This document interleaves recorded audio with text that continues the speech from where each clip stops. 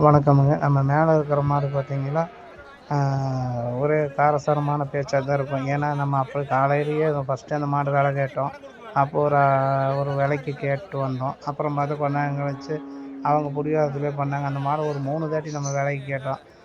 நம்ம கேட்ட ரேட்டு ஒவ்வொரு தாட்டியும் இது பண்ணோம். ஒவ்வொரு தாட்டியும் ஒவ்வொரு விலையில கேட்டோம். அப்புறம் பார்த்தீங்கன்னா, விலை கொஞ்சம் கம்மியா கேட்டோம். அப்புறம் அவரு கோவப்பட்டு, "என்ன நீ ஃபஸ்ட்டு கேட்டத விட இப்போ ரொம்ப கம்மியா கேட்குற, ஆச்சா போச்சான்னு" பேசினாரு.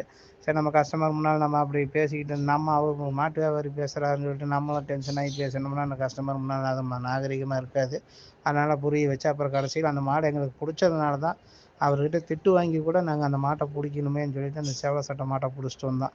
ஏன்னா கஸ்டமருக்கும் பிடிச்சிருச்சு, நமக்கும் பிடிச்சிருச்சு. சரி நம்ம கோவப்பட்டு ஒன்றும் பண்ண முடியாதுன்னு சொல்லிட்டு கொஞ்சம் தாழ்மையாக அவர்கிட்டயே பேசி ஒரு 4வது தாட்டி அந்த மாட்டை போய் பேசி அந்த மாட்டை பிடிச்சிட்டு வந்துட்டேன். இளங்கன்னு மாடு.